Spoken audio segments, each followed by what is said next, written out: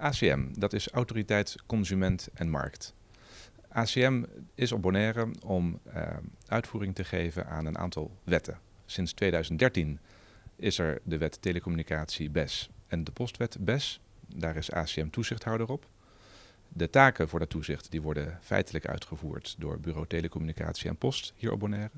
En vanaf 1 juli 2016 is ACM de toezichthouder op de wet elektriciteit en drinkwater BES.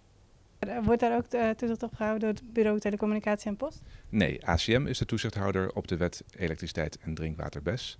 En dat betekent dat de drinkwater- en elektriciteitsvoorzieningen door ACM gecontroleerd worden. En dat wij tarieven gaan vaststellen voor die voorzieningen. Kunt u iets meer vertellen over wat die wet inhoudt?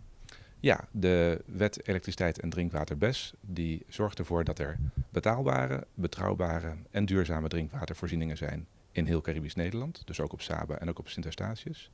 En ACM is gevestigd op Bonaire om dat voor Caribisch Nederland uit te gaan voeren.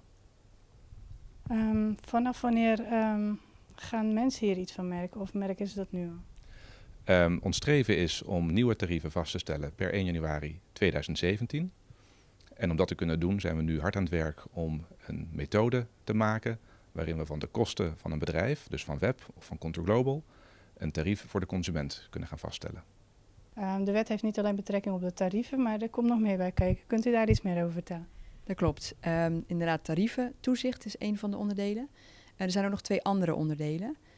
Eén is een belangrijke voor duurzaamheid. Vanaf 1 juli 2016 is het mogelijk om elektriciteit terug te leveren. Bijvoorbeeld als je zonnepanelen op je dak hebt of een windmolen in je tuin, dan kan je stroom teruggeven aan het netwerk en dan krijg je daarvoor ook een kleine vergoeding van Web. Dat is dus mogelijk vanaf nu. Daarvoor moet je bij Web melden dat je dat wil gaan doen, dat je zonnepanelen hebt of een windmolen. En Web heeft daar een procedure voor om dat allemaal in goede banen te leiden. En daar kijken wij vervolgens ook naar. Nou, dus je hebt tarieven, je hebt terugleveren. En tot slot is er nog iets wat in de wet geregeld is. En dat is dat de bedrijven redelijke voorwaarden moeten hebben en dat ACM daar toezicht op houdt.